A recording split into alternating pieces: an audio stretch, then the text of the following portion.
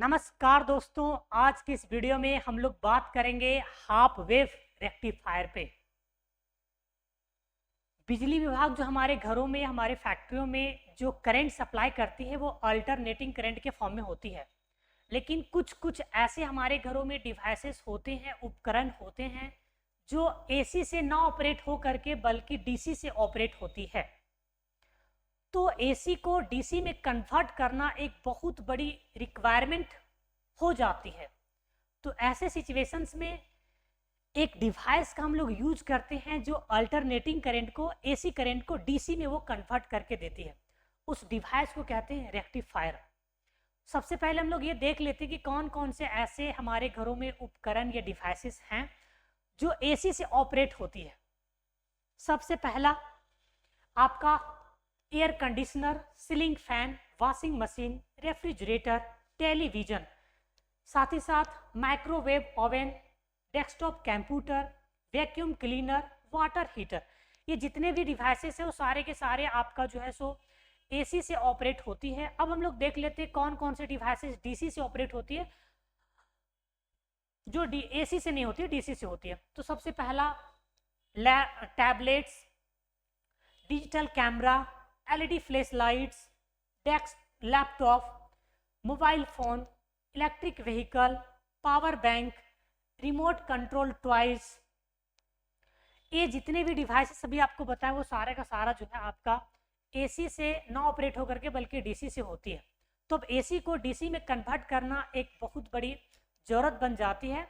तो आइए समझते हैं रेक्टिफायर है क्या। तो रेक्टिफायर एक डिवाइस है जो दिए गए अल्टरनेटिंग करंट को वो डायरेक्ट करंट में कन्वर्ट करेगी। उस डिवाइस को हम लोग कहेंगे रेक्टिफायर। तो सबसे पहले डिफिनेशन देख लेते हैं जी, क्या है रेक्टिफायर का definition. A device which convert AC signal into DC signal known as rectifier. जो डिवाइस एसी सिग्नल को या अल्टरनेटिंग करंट को डायरेक्ट करंट या डीसी सिग्नल में कन्वर्ट करे, वैसे डिवाइस को हम लोग कहेंगे rectifier. Rectifier are commonly used in power supply to provide DC voltage for electronic devices. देखिए बहुत सारे इलेक्ट्रॉनिक डिवाइसेस ऐसे हैं जो डीसी से करती है, तो उसी को प्रोवाइड करने के लिए, पावर सप्लाई देने के लिए हम लोग रेक्टिफायर का यूज करते हैं। अब हम लोग समझेंगे रेक्टिफिकेशन। देखिए जी, रेक्टिफिकेशन एक प्रोसेस है जिसमें डायरेक्ट करंट, सॉरी इन अल्टरनेटिंग करंट को हम लोग डायरेक्ट करंट में कन्वर्ट करते हैं। तो एसी से डीसी में कन्वर्ट करने की जो प्रोसेस होती है उसको हम लोग बोलेंगे रेक्टिफिकेशंस। तो आइए उसका डिफिनेशन देख लेते हैं। The process of conversion of AC signal into DC signal is called rectification. AC signal को अगर आप डीसी सिग्नल में कन्वर्ट करते हैं तो उसको, उस प्रोसेस को क्या कहेंगे बोलो तो रेक्टिफिकेशन कहेंगे। अब सवाल आता है सर कौन से ऐसे डिवाइसेस हैं जो रेक्टिफायर की तरह बिहेव करते हैं, उसको हम लोग काम में ला सकते हैं रेक्टिफायर में। तो पीएन जंक्शन डायोड एक ऐसा डिवाइस है जिसका यूज हम लोग करते हैं रेक्टिफायर बनाने के लिए। इसके पीछे एक बहुत ही मजेदार कहानी वो ये है कि रेक्टिफायर को यूज करते पीएन जंक्शन, है ना, पीएन जंक्शन को यूज करते हैं एक्चुअली रेक्टिफायर बनाने के लिए। एक्चुअली पीएन जंक्शन जो डायोड होती है, जब उसे हम लोग फॉरवर्ड बायस में कनेक्ट करते हैं, जब बायसिंग करेंगे और फॉरवर्ड बायस में कनेक्ट करते हैं तो एक्चुअली बहुत ही मिनिमम रेसिस्टेंस वो प्रोवाइड करती है, जिसके कारण से करंट को कंडक्ट करने दे देती है, तो उससे आपको आउटपुट मिल जाता है। लेकिन जब वही आपका पीएन जंक्शन डायोड जब रिवर्स बायस में चला जाता है तो बहुत ही लार्ज मात्रा में रेसिस्टेंस प्रोवाइड करती है और करंट आपको पास करने नहीं देती है। तो इसी मतलब प्रिंसिपल पे actually PN junction diode based होती है, मतलब रेक्टिफायर बेस्ड होती है। इसी कारण से उसको हम लोग पीएन जंक्शन डायोड को रेक्टिफायर में यूज करते हैं। ठीक, तो वही बात लिखा हुआ है, आप PN junction offer few resistance when forward bias. जब पीएन जंक्शन डायोड आपको फॉरवर्ड बायस में रहेगा बहुत ही कम रेसिस्टेंस वो ऑफर करेगी, and very high resistance is reverse bias condition. लेकिन अगर वही पीएन जंक्शन डायोड आपका रिवर्स बायस में रहेगा तो बहुत ही हाई रेसिस्टेंस प्रोवाइड करेगी। Hence diode is used as rectifier, और यही रीजन से हम लोग डायोड को क्या करते हैं बोलो तो रेक्टिफायर में यूज करते हैं। अब हम लोग समझेंगे टाइप ऑफ रेक्टिफायर। रेक्टिफायर के कितने टाइप है। तो देखो एक्चुअली होता क्या है, जब भी कोई ऐसी सिग्नल को आप कन्वर्ट करने जाएंगे तो इसमें एक कंप्लीट वेव की अगर हम बात करें जी तो उसमें एक पॉजिटिव हाफ साइकिल होता है और एक नेगेटिव हाफ साइकिल होता है। तो ये हो गया आपका कंप्लीट एसी, मतलब कंप्लीट वन वेव हो गया। अगर कोई डिवाइस ऐसा हो जो केवल पॉजिटिव हाफ साइकिल को या तो फिर केवल नेगेटिव हाफ साइकिल को वो केवल और केवल जो है सो डीसी में कन्वर्ट करे, चाहे पॉजिटिव को करे या तो फिर नेगेटिव को करे। तो मतलब ये वेव का आधा वो कन्वर्ट कर पा रहा है ना, इसीलिए इसको बोलते हैं हाफ वेव रेक्टिफायर। लेकिन एक ऐसा डिवाइस है जो पॉजिटिव हाफ साइकिल को साथ साथ ही नेगेटिव हाफ साइकिल को भी वो कन्वर्ट कर दे आपका डीसी सिग्नल में, तो उसको हम लोग कहेंगे फुल वेव रेक्टिफायर। तो रेक्टिफायर को दो भागों में बांटा गया है ऑन द बेसिस ऑफ कि वो पॉजिटिव हाफ साइकिल को करेगा या तो फिर नेगेटिव करेगा, मतलब केवल हाफ को करेगा, है ना, रेक्टिफाइज, तो उसको हम लोग कहेंगे हाफ वेव रेक्टिफायर। अगर पॉजिटिव और नेगेटिव मतलब दोनों हाफ वेव साइकिल, मतलब कंप्लीट साइकिल को करे, मतलब फुल साइकिल को करे रेक्टिफाइज, तो उसको हम कहें फुल वेव रेक्टिफायर। ओके, तो इसी आधार पर रेक्टिफायर को दो भागों में बांटा गया। आइए देख लेते हैं। Rectifier are classified as two types, one is half wave and other is full wave rectifier, depending upon the conversion of one half of or half of input AC signal into DC signal। वो करता है कि ये अगर half को करेगा तो उसको हाफ वेव रेक्टिफायर कहेंगे, और दोनों को मतलब फुल और मतलब पूरा फुल को कन्वर्ट कर दे रहा है तो उसको हम लोग कहेंगे आपका फुल वेव रेक्टिफायर। तो रेक्टिफायर को दो भागों में बांटा गया, हाफ वेव रेक्टिफायर है और आपका फुल वेव रेक्टिफायर है। अब फुल वेव रेक्टिफायर को आगे चल के आपको बताएंगे कि ये सेंटर टैप फुल वेव होता है और आपका ब्रिज टैप मतलब ब्रिज रेक्टिफायर होती है। इसमें हम लोग 2 पीएन जंक्शन डायोड यूज करेंगे और इसमें 4 PN junction diode actually bridge के फॉर्म में यूज करते हैं, इसीलिए इसका नाम पड़ गया ब्रिज, मतलब ब्रिज रेक्टिफायर या ब्रिज वेव रेक्टिफायर। अब हम लोग को सवाल आता है कि सर एसी सिग्नल कैसा होता है, डीसी सिग्नल कैसा होता है, क्या यहाँ पे रेक्टिफायर में हम लोग कंप्लीटली डीसी में कन्वर्ट कर पाते हैं या अदरवाइज नहीं। तो देखो जी, यहाँ पे जो हम लोग कन्वर्ट करेंगे वो कंप्लीटली डीसी में नहीं कन्वर्ट करते हैं, बल्कि एक पोर्शन होता है फिल्टरिंग का, वो हम लोग मिस करेंगे यहाँ पे। देखो ये कंप्लीट आपका है एसी सिग्नल जिसमें positive half cycle negative half cycle होता है, और ये आपका मान लिया जाए कोई रेक्टिफायर है, वो कंप्लीटली पता क्या करेगा, वो इस तरह से वो कन्वर्ट करके आपको देगा। मान लेते हैं वो अगर फुल वेव रेक्टिफायर है तो पॉजिटिव हाफ साइकिल को भी और नेगेटिव हाफ साइकिल को कन्वर्ट करेगा। तो क्या ये डीसी है, सवाल तो ये बनती है। तो ये डीसी है ही नहीं, बल्कि आपका जो चैप्टर में जो भी आपका टॉपिक दे रखा है उसमें आपको कंप्लीटली डीसी में कन्वर्ट करने के लिए नहीं बताया गया। एक्चुअली कंप्लीटली अगर डीसी कन्वर्ट करेंगे ना, मतलब ये आपका डीसी नहीं है, इसमें बहुत सारा अल्टरनेटिंग फैक्टर्स हैं, तो डीसी कुछ ऐसा दिखता है ना, ये है आपका डायरेक्ट करंट। तो यहाँ पे एक फिल्टरिंग एक प्रोसेस होता है, एक फिल्टर एक डिवाइसेस होता है, वो एक्चुअली हम लोग को नहीं पढ़ना है, लेकिन हम लोग जब पढ़ेंगे तो आपको ये समझना होगा कि ये अल्टरनेटिंग करंट है, और हम लोग केवल इसमें पढ़ेंगे, मतलब इसको कन्वर्ट करना है इस तरह के फॉर्मेट में, इस तरह में नहीं कन्वर्ट करेंगे, क्योंकि फिल्टर जो चैप्टर्स वो आने वाले सेमेस्टर्स में, सेमेस्टर 7 में आपको हो सकता है पढ़ना होगा, या तो एमएससी वगैरह में आपको पढ़ना है। तो हम लोग क्या करेंगे, इस तरह से एसी सिग्नल को इस तरह के डीसी सिग्नल में कन्वर्ट करेंगे। कंप्लीटली डीसी नहीं है, डीसी आपका ये बात याद रख लो, ठीक है। अब चलिए हम लोग स्टार्ट करते हैं हाफ वेव रेक्टिफायर। तो हाफ वेव रेक्टिफायर क्या है, हाफ वेव रेक्टिफायर एक ऐसा रेक्टिफायर है जो कंप्लीटली केवल पॉजिटिव हाफ साइकिल को या तो कंप्लीटली केवल नेगेटिव हाफ साइकिल को वो रेक्टिफाइज करे, मतलब वो एक्चुअली डीसी में कन्वर्ट करे ना, मतलब या पॉजिटिव इनपुट एसी सिग्नल को या तो फिर नेगेटिव इनपुट सिग्नल को, है ना, दो हाफ में से कोई एक ही हाफ को वो रेक्टिफाइज करता है, मतलब डीसी में वो कन्वर्ट करता है, तो उस तरह के डिवाइस को हम लोग कहेंगे हाफ वेव रेक्टिफायर। आइए देखते हैं क्या डेफिनेशन है। Half wave rectifier is a device which converts either positive half cycle or negative half cycle of input AC signal into DC, या तो पॉजिटिव को या तो नेगेटिव को, ठीक है। Since half wave rectifier utilize only one half of the input signal, they are less efficient and provide more ripple compared to full wave rectifier। देखिए actually ऐसा है जी कि हाफ वेव रेक्टिफायर जो है वो केवल हाफ को ही हम लोग यूटिलाइज में लाते हैं, हाफ वेव पॉजिटिव और नेगेटिव इनपुट एसी सिग्नल में केवल हाफ को ही वो रेक्टिफाइज कर पाती है, तो इसीलिए इसका जो रिपल फैक्टर होता है वो काफ़ी ज़्यादा हो जाती है, ठीक है, as compare to full wave rectifier. इसका प्रिंसिपल क्या है, प्रिंसिपल साफ है, आपको शुरुआत में बताए थे कि कोई भी पीएन जंक्शन डायोड को अगर फॉरवर्ड बायस में रखेंगे तो वो कंडक्ट करेगी, और रिवर्स बायस में रखेंगे कंडक्ट नहीं करती है। तो वही हम लोग लिख लेंगे प्रिंसिपल में, when PN junction is in forward bias then it conducts, but in when PN junction is in reverse bias then it does not conduct, तो वो कंडक्ट नहीं करती है, ठीक है। अब कंस्ट्रक्शन समझते हैं। देखिए आपको ये पूरा का पूरा जो है कंस्ट्रक्शन है, आइए एक करके आपको समझाते हैं। तो कंस्ट्रक्शन में ये जो आप देख पा रहे हैं जी, एक्चुअली ये आपका एक एसी सोर्स है जो अल्टरनेटिंग करंट को इस तरह से जनरेट करेगी, इसीलिए इसको कहेंगे इनपुट एसी सिग्नल, ठीक है। जो कॉइल एसी सोर्स से कनेक्ट होती है उसको हम लोग बोलेंगे प्राइमरी कॉइल, और जो कॉइल लोड से मतलब लोड रेसिस्टेंस से कनेक्ट होती है या डायोड से कनेक्ट होती है उसको हम लोग बोलेंगे सेकेंडरी कॉइल। सेकेंडरी कॉइल में लोड रेसिस्टेंस के साथ साथ एक हम लोग पीएन जंक्शन डायोड यूज करेंगे और इसी लोड के क्रॉस हम लोग आउटपुट एक्चुअली निकालेंगे। तो इतनी बातें आपको कंस्ट्रक्शन में लिखना है। It consist of N AC source. देखो ये मेरा क्या बोला, तो एक एसी सोर्स है जी। The coil which is connected to AC source is called primary coil. जो कॉइल एसी सोर्स से कनेक्ट हो तो उसको प्राइमरी कॉइल कहेंगे। And the coil which is connected to load resistance is called secondary coil.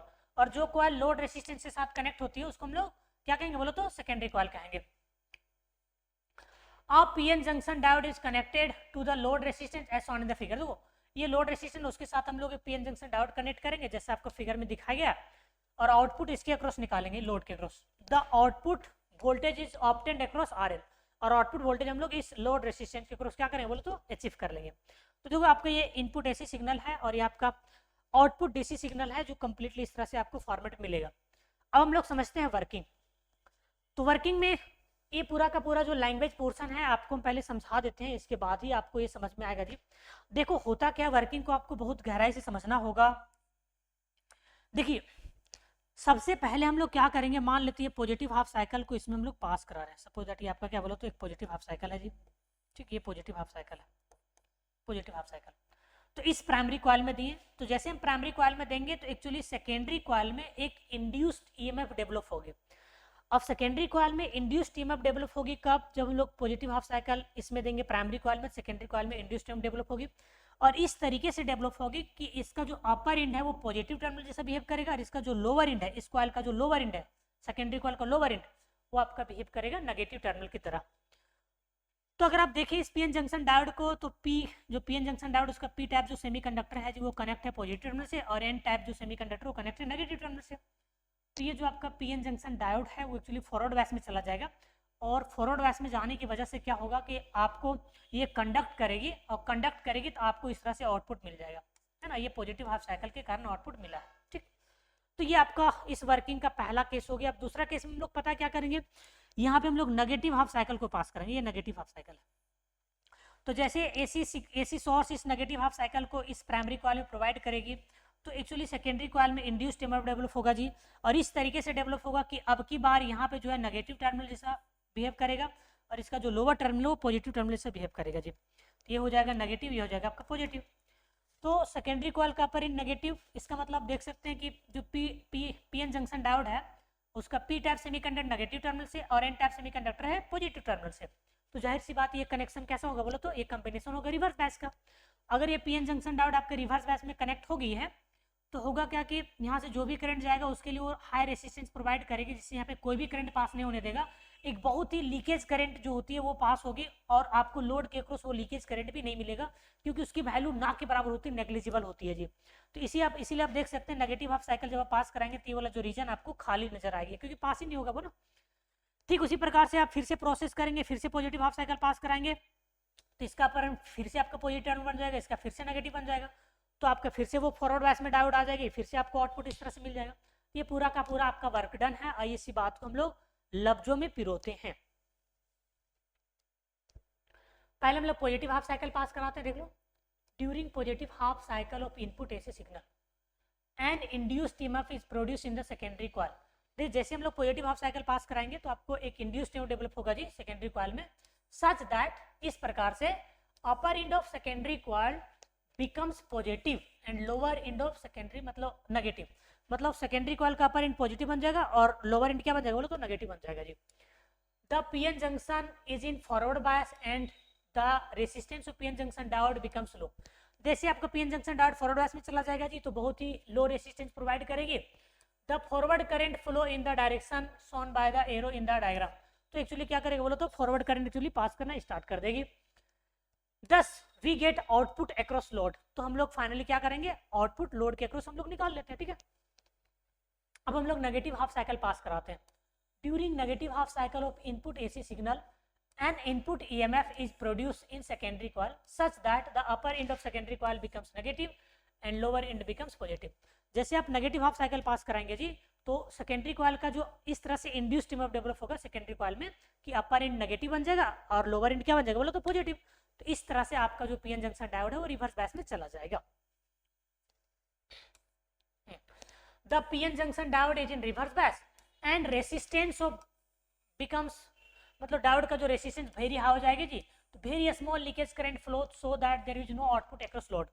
तो बहुत ही low current leakage current से पास, बहुत ही लीकेज करंट, बहुत ही कम वैल्यू लीकेज करंट पास होगी और इस तरह से आपको लोड के अक्रॉस कोई भी रेसिस्टेंस, मतलब कोई भी आउटपुट आपको मिलेगा ही नहीं, ठीक है। दिस प्रोसेस इज रिपीटेड, इस प्रोसेस को हम लोग बार बार रिपीट करेंगे।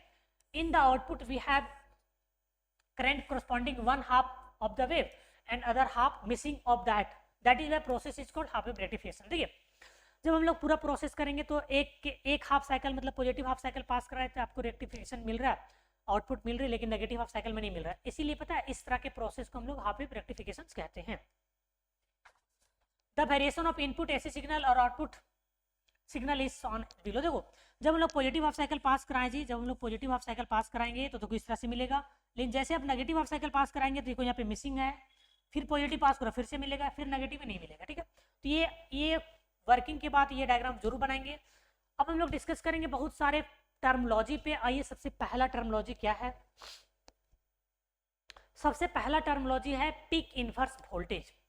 क्या होता है पीक इनवर्स वोल्टेज? देखिए अगर किसी भी पीएन जंक्शन डायोड को अगर रिवर्स बायस में सपोज दैट कनेक्ट करें तो कितना मैक्सिमम वोल्टेज देने के बाद वो डैमेज ना हो या तो ब्रेक डाउन रीजन में ना चला जाए, तो वह मैक्सिमम रिवर्स वोल्टेज किसी भी डायोड के अक्रॉस जिससे वो डैमेज ना हो या तो फिर वो लीक ब्रेक डाउन रीजन में ना चला जाए, तो उसी मैक्सिमम रिवर्स वोल्टेज को हम लोग कहते हैं पीक इनवर्स वोल्टेज।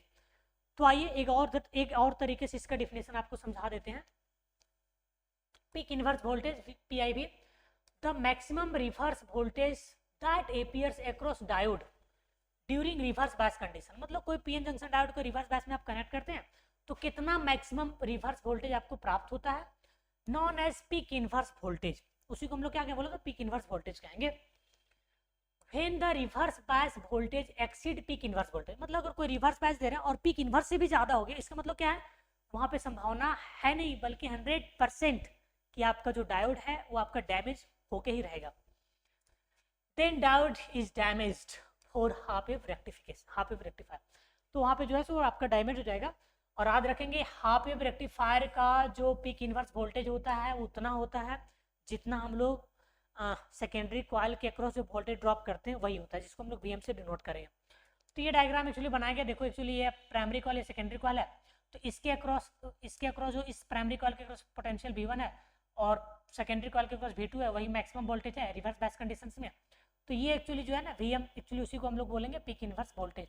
ठीक, एग्जाम में ये डायग्राम आपको बनाना है, अगर ये सब तो आएगा नहीं, ये आएगा भी नहीं, और आएगा तो ये केवल डिफिनेशन लिखना है, ठीक है।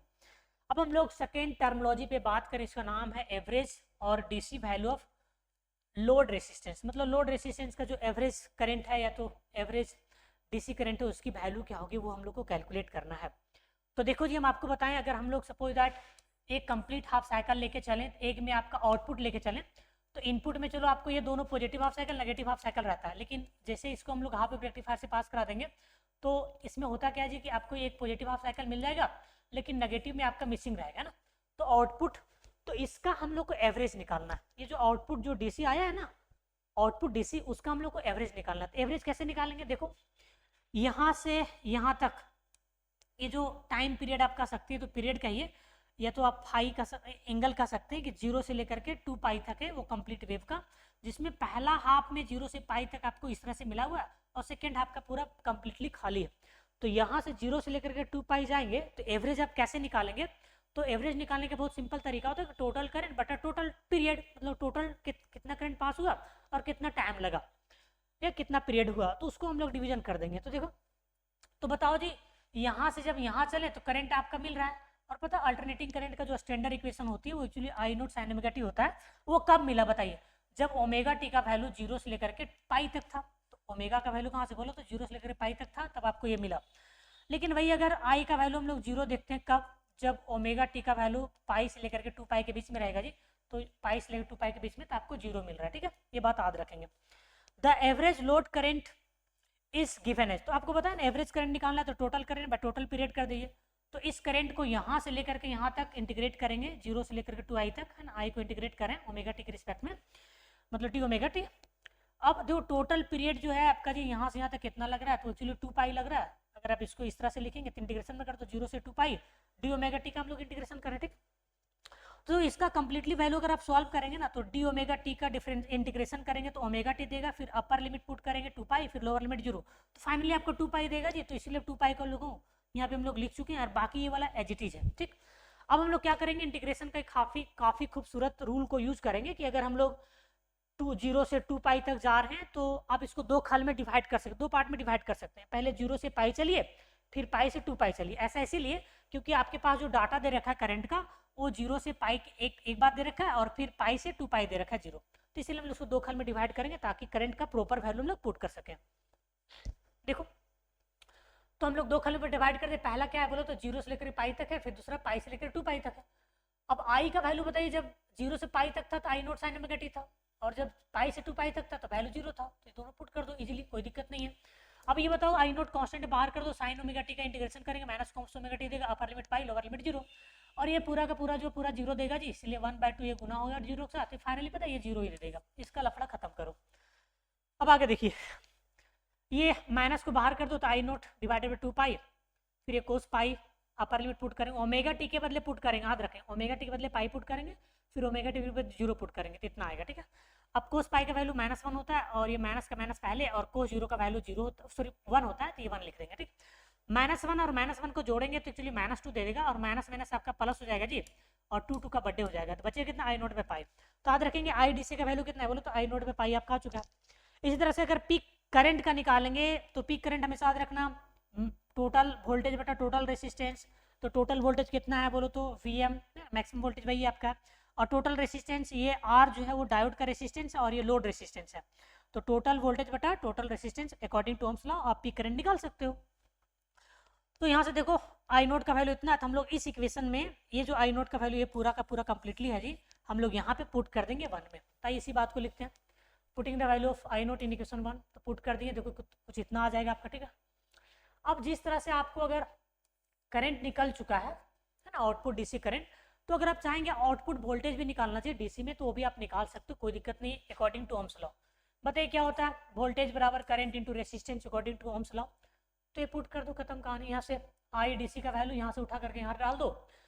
अब हम लोग क्या करेंगे, यहाँ से नीचे में से जबरदस्ती, है ना, जबरदस्ती बोले तो यहाँ से आर नहीं है, आर एल नहीं है जी, और हम लोग आर एल कॉमन निकाल लेते हैं। यहाँ से मान लेते हैं आर एल यहाँ से कॉमन निकाल लेते हैं, तो एक गुना करेंगे आर एल लेकर भागा देंगे, तो आर एल मान लेते हैं गुना वाला निकल गया, भागा वाला देखो बच गया यहाँ पे ना, और यहाँ से अगर आर एल कॉमन निकालेंगे तो यहाँ पे 1 बच जाएगा, और ये पाई। अभी आर एल और आर एल का क्या कर दो, बर्थडे कर दो, तो बचेगा कितना देखो तो V D C equal to V M, और यहाँ पे बचेगा पूरा एज इट इज सेम, है ना। अब देखो जी ऐसा होता है कि जो डायोड रेसिस्टेंस होती है उसकी वैल्यू बहुत ही कम होता है as compare to load resistance, negligible होता है, तो इसलिए उसको हम लोग हटा सकते हैं, है ना। तो ये लिखा है देखो, small R is very less than capital R, so 1/RL, मतलब बहुत बड़े क्वांटिटी से अब भागा देंगे किसी छोटे क्वांटिटी में तो बहुत ही छोटा आएगा, so can be neglected as compare to 1, इसलिए नेग्लेक्ट कर दिए। जैसे आप नेग्लेक्ट करेंगे तो पता है क्या आएगा डाटा, तो ये तो पूरा खत्म हो गया जी, तो ये 1 को पाई से गुना करोगे तो इतना देगा, तो ये VDC का वैल्यू भी हम लोग इस तरह से निकाल लिए। अब हम लोग निकालेंगे RMS वैल्यू ऑफ करंट। तो जो RMS वैल्यू होता क्या वो पहले समझ लो। देखो अगर मान लेते हैं कि मेरा ये 2 नहीं है, ये मान लेते हैं 2 नहीं है, पता है ये जस्ट आपका पता है क्या है, जस्ट ये एवरेज वैल्यू है ना। तो आइए, नाम होता RMS, मतलब रूट मीन स्क्वायर। तो ये वर्ड तो आपका क्लियर हो गया, क्यों, क्योंकि ये पूरा का पूरा डाटा क्या एवरेज दे रहा है। अगर आप स्क्वायर कर देते हैं, अगर आप स्क्वायर कर देते हैं इसका मतलब क्या हुआ जी, यहाँ पे 2 आप डाल दो, ठीक 2 डाल दिए, ठीक है स्क्वायर हो गया। और अब रूट करना भी तो है ना, क्योंकि रूट मीन स्क्वायर में आपको क्या करना है, रूट भी करना है। तो रूट करने के लिए क्या करेंगे, पूरा का पूरा रूट चढ़ा दो, तो ये उधर ला रूट पता है इधर ले जाएंगे ना, तो स्क्वायर में इधर हो जाएगा। ऐसा इसीलिए कीजिए क्योंकि देखो कैलकुलेशन को सिंपल बनाने के लिए हम लोग ऐसा कर सकते हैं, इसमें कोई दिक्कत नहीं है ना। कैलकुलेशन को सिंपल बनाने के लिए हम लोग इधर रूट ना डाल के अगर इधर स्क्वायर कर दें तो इधर बार बार आपको रूट लिखने की जरूरत नहीं पड़ेगी, और ये बहुत ही स्मार्ट तरीका है। तो इसमें देखो पूरा कंप्लीटली इसके कारण रूट हो गया, इसके कारण स्क्वायर हो गया, और ये पहले से मीन था, तो रूट मीन स्क्वायर वैल्यू आ गया ना। तो इसीलिए ये फॉर्मूला हम लोग निकालते हैं रूट मीन स्क्वायर वैल्यू। तो अब देखो आई स्क्वायर है, तो यहाँ पे इसको दो खल में डिवाइड कर दो, 0 से 2 पाई है ना, तो एक बार 0 से पाई कर दो और फिर पाई से 2 पाई ले जाओ, क्योंकि हमको करंट का वैल्यू उसी तरह दे रखा। अब बताओ 0 से जब पाई जाते हो, जब 0 से पाई जाते हो जी, 0 से पाई जाते हो, 0 से पाई जाते हो, तो उस टाइम करंट का वैल्यू होता है I nought sine omega t, square है तो स्क्वायर दे दो। अब जब पाई से 2 पाई जाते हो तो करंट का वैल्यू 0 होता है, स्क्वायर है तो स्क्वायर दे दो 0 का, ठीक है। अब तो ये तो पूरा चौपट हो जाएगा है ना, इसको सॉल्व करने की जरूरत नहीं है आपको। तो ये आई नोट का स्क्वायर बटा 2 पाई आपका एच रहेगा। और जो साइन स्क्वायर का डायरेक्ट इंटीग्रेशन आप नहीं कर सकते हैं जी, इसको हम क्या करते हैं, कोस का डबल एंगल में पहले ले आते हैं फिर सॉल्व करेंगे। तो देखो बहुत ही एक पिकुलियर फार्मूला होता है, वो होता है क्या कि साइन स्क्वायर थीटा होता है ना, तो होता है 1 माइनस एंगल डबल हो जाता है 2 थीटा बाय 2 होता है ना, तो यहाँ पे ओमेगा टी एंगल में, तो यहाँ पे 2 ओमेगा टी आ जाएगा, क्या दिक्कत है, ठीक है। अब 1/2 को बाहर कर दो और एक बार 1 के साथ पूरा इंटीग्रेशन ले जाओ और एक बार कोस के साथ ले जाओ, कुछ ऐसा देगा, ठीक है। तो इसका अगर आप सॉल्व करेंगे तो डायरेक्ट आपका देखो डी ओमेगा टी का इंटीग्रेशन करेंगे तो ओमेगा टी देगा, ओमेगा टी के बदले पाई पुट करेंगे फिर -0 पुट करें तो पाई रहेगा, ठीक है, ये बात याद रखेंगे। फिर यहाँ पे एक्चुअली ये 2 नहीं होगा पावर में, तो कोस 2 ओमेगा टी है जी, तो कोस 2 ओमेगा 2 का अगर आप इंटीग्रेशन करेंगे तो साइन 2 ओमेगा टी, और बताइए किसके रिस्पेक्ट में करें, ओमेगा के रिस्पेक्ट में, तो ओमेगा टी के रिस्पेक्ट में कर रहे हैं, तो ओमेगा टी का जो कॉफिशिएंट वो बटा में आता है, ये आप रूल अच्छे ढंग से जानते हैं। तो अपर लिमिट पाई है, लोअर लिमिट 0 है, ठीक। अब ये पाई एजिटीज है जी, और ये -1/2 रहने दो एजिटीज। अब ओमेगा टी के बदले हम पाई पुट करेंगे फिर 0 पुट करें तो साइन 2 का 2 और ओमेगा टी के बदले पाई, तो साइन 2 पाई आ जाएगा फिर 0 आ जाएगा, ठीक है। अब जानते हैं कि साइन कितनों पाई रहे, हर का वैल्यू 0 होता है जी, चाहे साइन 0 रहे, साइन 2 पाई 3 पाई 4 पाई सबका वैल्यू 0, ये पूरा 0 हो जाएगा, तो मतलब ये पूरा का पूरा जो आपका चौपट हो जा रहा है, फिर बचेगा पाई, तो I nought square into pi divided 4 pi, ये आपको बचेगा, वो हम लोग नेक्स्ट देख लो नेक्स्ट स्लाइड में यहीं पे। तो इसको पाई पाई का बर्थडे कर दो, अब क्या करेंगे कि इधर ये स्क्वायर है उधर भेजेंगे तो रूट में चला जाएगा जी, तो आई नोट स्क्वायर है, केवल आई नोट बचेगा, 4 का रूट आपका 2 हो जाएगा, ठीक है। तो ये आरएमएस करंट का वैल्यू हम लोग सक्सेसफुली निकाल चुके हैं। अगर आप चाहते हैं कि सर पीक करंट है वो वैल्यू पुट कर दे 5 से, तो पुट कर दो, तो कुछ ऐसा दे देगा ना, देखो ये पूरा का पूरा पीक करंट का वैल्यू पूरा डाल दो यहाँ पे, तो 2 आपका डिवीजन में हो जाएगा, ठीक है, तो ये आरएमएस का वैल्यू निकल जाएगा, ठीक।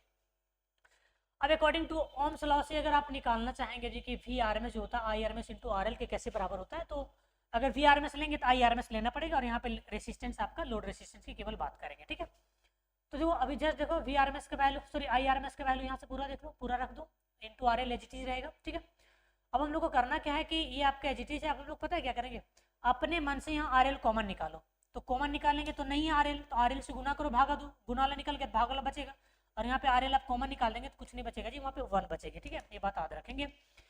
अब देखो जैसे कॉमन निकालोगे तो आर एल का बर्थडे कर दो, तो V M divided by 2 small R divided capital R L plus 1 आपके एच डी बच जाएगा। अब आपको बताया था ना ये जो डायोड रेसिस्टेंस होता है बहुत ही छोटा होता है जी as compare to load resistance, तो इसको हटा भी सकते हो, है ना। तो 1/RL करोगे तो और बहुत छोटा आ जाएगा, तो इसको नेगलेक्ट कर दी, तो इसको नेगलेक्ट कर दो, है ना। तो नीचे क्या बचेगा, 2 को 1 से मल्टीप्लाई करो केवल 2 बचेगा। तो हम लोग VRMS निकाल चुके हैं। अब हम लोग निकालेंगे एफिशिएंसी। तो देखो एफिशिएंसी होता क्या है जी, मान लीजिए किसी हम लोग डिवाइस को मतलब यहाँ पे कितना आउटपुट मिला और कितना इनपुट दिए थे, इन दोनों का अनुपात आपका एफिशिएंसी कहलाती है। सबसे पहले डिफिनेशन देख लो, the efficiency of a rectifier is defined as the ratio between output DC power बटा इनपुट एसी पावर। देखो जो आउटपुट आपको मिलता है वो तो आपको डीसी में मिलता है ना, लेकिन देते आप इनपुट एसी में, तो आउटपुट पावर बटा इनपुट मतलब आउटपुट बटा इनपुट को हम लोग क्या कहेंगे, बोलो तो हर केस में हम लोग एफिशिएंसी कहते हैं। तो चलो आउटपुट पावर बटा इनपुट पावर, है ना, ये डिफिनेशन होता है। अच्छा एक चीज और आपको बता देते हैं कि देखो नॉर्मली पावर का फॉर्मूला जो है करंट का स्क्वायर इंटू रेसिस्टेंस, ये आप पढ़े होंगे जी 12th क्लास में, हम लोग डायरेक्ट यहाँ पे यूज करेंगे। देखो अगर आप डीसी पावर लिखना चाहते हैं ना डीसी करंट लिखना पड़ेगा, और अगर एसी पावर लिखना चाहते हैं एसी करंट लिखना पड़ेगा। एक बात और आपको बता देते हैं कि अगर आप डीसी पावर रखते हैं तो केवल लोड रेसिस्टेंस आपको लेना पड़ेगा क्योंकि वही केवल एक्टिव होगा, लेकिन अगर आप डीसी पावर निकालना चाहते हैं टोटल रेसिस्टेंस आपको लेना पड़ेगा आर प्लस आर एल। तो लिख लो, देख लो पावर का इस फॉर्मूला से हम लोग ये वाला पहले लिख लेंगे, और आई डीसी का वैल्यू देखो यहाँ पे पुट करोगे जी, तो स्क्वायर है तो स्क्वायर दे देंगे, तो आपका इक्वेशन 8 बन जाएगा। अब पी डीसी का फॉर्मूला भी कुछ ऐसा ही होता है जिसमें टोटल रेसिस्टेंस की हम लोग बात करेंगे, और आई एसी का वैल्यू यहाँ से देख लो आई नॉट बाय 2 यहाँ पे पुट करो, स्क्वायर है तो स्क्वायर देना पड़ेगा। अब इसको बढ़िया से लिख लो। अब देखो हम आपको बताए थे ना कि आर बहुत छोटा होता है as compare to R L, तो इसको जोड़ोगे तो कोई फर्क नहीं पड़ेगा, मतलब आर एल प्लस आर करोगे ना तो आर एल कहीं बराबर लगभग देगा। तो आप लिख लो फॉर सिंप्लिसिटी के लिए, तो हम लोग इसके बदले केवल आर लिख लेंगे, इस इक्वेशन का 9 देते हैं 9। तो देखो ये मेरा पी ए सी निकल गया जी इक्वेशन 9 से, और पहले हम लोग निकाले थे इक्वेशन 8 में पी डी सी। तो कर दो पी ए सी बटा मतलब पी डी सी बटा ए सी कर दो, है ना, पी डी सी बटा पी ए सी कर देते हैं हम। तो देख लो सारा का सारा वैल्यू पुट कर देंगे, आर एल का बर्थडे हो जाएगा, आई नोट स्क्वायर कैंसिल आउट हो जाएगा, 4 बटा का बटा तो ऊपर चला जाएगा, पाई स्क्वायर नीचे रहेगा जी। अब पाई का वैल्यू अगर 22/7 या तो 3.14 पुट करोगे और सॉल्व करोगे ना, तो पूरा का पूरा आपका कंप्लीटली ये वैल्यू आएगा जी 0.406। अगर इसको हम परसेंटेज में कन्वर्ट करना चाहते हैं तो 100 से आपको मल्टीप्लाई करना पड़ता है, तो आपका ये कन्वर्ट हो जाएगा, है ना। तो ये अगर ये 100 है तो इसको मल्टीप्लाई करो तो आप ये जो दशमलव यहाँ पे आपको 2 अंक के बाद चला जाएगा जी, मतलब यहाँ पे चलाएगा। इसका मतलब इसकी जो इफिशियंसी होती है हाफ वेव रेक्टिफायर का केवल 40.6% होता है, इसका जस्ट दुगना होता है 81.2% एक्चुअली फुल वेव रेक्टिफायर का होता है। अब सवाल आता है सर इतना क्यों होता है, देखो बताते हैं रीजन। पॉजिटिव और नेगेटिव दोनों में केवल तो पॉजिटिव को रेक्टिफाई कर रहा है, सपोज दैट, तो 50% तो वहीं चला गया उसमें, और जब रेक्टिफाइज करके आता है वो कंप्लीटली तो डीसी होता नहीं है ना, मतलब कंप्लीटली एसी तो होता नहीं, उसमें और भी कुछ एसी कंपोनेंट होता है। तो पूरा अगर प्यूरिफाइड करेंगे बढ़िया से तो आपका इतना ही परसेंट आएगा, ये बात याद रखेंगे, ठीक। चलिए अब हम लोग एक चीज और पढ़ेंगे जी, जिसका नाम है रिपुल फैक्टर। वो हमेशा एग्जाम में आपको पूछा जाता है, एफिशिएंसी रिपुल फैक्टर, ठीक है। बाकी इसके पहले जितने भी टर्मोलॉजी आपको पता है वो एग्जाम में जनरली नहीं आते हैं यूनिवर्सिटी के एग्जाम में। तो ये रिपुल फैक्टर समझने से पहले समझते हैं रिपल होता क्या। देखिए जब भी कभी आप एसी मतलब अल्टरनेटिंग करंट को डायरेक्ट करंट में कन्वर्ट करेंगे ना, तो डायरेक्ट करंट में कुछ ना कुछ एसी कंपोनेंट बचते ही है, रहते ही है। तो उसी अल्टरनेटिंग कंपोनेंट को ही हम लोग कहते हैं रिपल्स। तो आइए पहले रिपल देख लेते हैं। The output of rectifier contains both DC as well as AC, मतलब जो आउटपुट होता है उसके पास डीसी भी होता है और एसी भी होता है। The undesirable AC components is called ripples. अब देखो आपको डीसी में कन्वर्ट करना चाह रहे हैं और उसमें अनवांटेड अगर एसी आ जाए तो वो आपका अनडिजायरेबल ही हो गया ना, तो उसी को हम लोग रिपुल्स कहते हैं। Ripple factor is defined as ratio between value of AC component जिसको आईएसी कहेंगे टू द डीसी कंपोनेंट जिसको हम लोग आईडीसी कहेंगे ऑफ द करंट। याद रखना रिपुल फैक्टर को गामा से डिनोट करते हैं, वो होता है रेशियो आई एसी बटा आई डीसी का। इन दोनों का अनुपात को क्या कहेंगे बोले तो रिपुल फैक्टर कहेंगे, ओके। तो आइए the ripple factor of rectifier measures the effectiveness of the rectifier of converting AC to DC. देखिए कितना एसी डीसी में पूरा कंप्लीट कन्वर्ट कर पाया उसका पता है, उसकी एक्चुअली हम लोग इफेक्टनेस को मेजरमेंट करते हैं, इफेक्टिवनेस को मेजरमेंट करते हैं, ठीक है। अब देखो जी 12th क्लास में पढ़े होंगे कि जो आई आर एम एस का स्क्वायर होता है बराबर होता है आई डी सी का स्क्वायर प्लस आई ए सी, मतलब आई ए सी का square plus I D C का स्क्वायर होता है। अगर हम लोग को केवल आई ए सी का चाहिए तो इसको पहले माइनस में भेजना पड़ेगा, फिर रूट डालना पड़ेगा, तो आ जाएगा, है ना। इस इक्वेशन का नाम 12 दे देते हैं। अब हमें ये बताओ यहाँ पे आई ए सी का वैल्यू ये जो पूरा है पूरा डाल दो जी। अब यहाँ पे देखो आई जो आपका आई जो डीसी है जी, आप देख सकते हैं यहाँ पे जो आई डीसी है पता है उसको ऐसा भी लिख सकते हैं, आई डीसी है ना तो उसको स्क्वायर कर दो, रूट डाल दो, तो किसके बराबर देगा, आई डीसी के बराबर देगा ना। ऐसा तो हम लोग कर ही सकते हैं। तो कुछ ऐसा ही फेनोमेना यहाँ पे हम लोग किए हुए हैं, ठीक है, ये बात याद रखेंगे। ऐसे इसलिए क्योंकि ताकि रूट का जो लफड़ा है वो एक ही बार आ जाए, तो पूरा पूरा आपका रूट चढ़ जाएगा जी। अब इसको भागा देंगे तो 1 आएगा, इसको जो भागा देंगे आपका एच रहेगा ना। और जो आई आर एम एस और आई डी सी का वैल्यू अगर पुट कर देंगे तो आपका रिपल फैक्टर निकल जाएगा। और हम लोग पुट भी कर सकते हैं क्योंकि हम लोग निकाल रखे हैं ना, आई आर एम एस का वैल्यू आई नोट बाई 2 होता है और आई डी सी का value I note by pi होता है। पुट कर दो, पुट कर देंगे तो पुट कर देंगे यहाँ से आई नोट का बर्थडे हो जाएगा जी। तो ये पाई स्क्वायर ऊपर चल जाएगा और 2 है स्क्वायर में 4 आ जाएगा और -1 आपका जी है। पाई का वैल्यू वही बोले 22/7 या तो फिर 3.14 पुट करेंगे, सॉल्व करेंगे तो आएगा कुछ इतना। अब यहाँ पे आप देख सकते हैं जो रिपुल फैक्टर आया जी 1 से ज्यादा आया, इसका मतलब पता है कि 1 से ज्यादा, इसका मतलब डीसी जो पार्ट आपका कन्वर्ट होगा ना उसमें बहुत ज्यादा एसी कंपोनेंट रहेंगे, इसका यही मतलब हुआ। 10 AC component exceed the DC component in half wave rectifier, मतलब हाफ वेव रेक्टिफायर में जो एसी कंपोनेंट वो ज्यादा होगा as compare to DC component. Due to this half wave rectifier is seldom used, यही कारण है कि हाफ वेव रेक्टिफायर को हम लोग ना के बराबर यूज करते हैं। तो ये आपका कंप्लीट हो गया हाफ वेव रेक्टिफायर। फिर हम लोग नेक्स्ट वीडियो में मिलेंगे फुल वेव रेक्टिफायर को कंप्लीट लेते हुए। थैंक यू फॉर वॉचिंग, धन्यवाद, जय हिंद।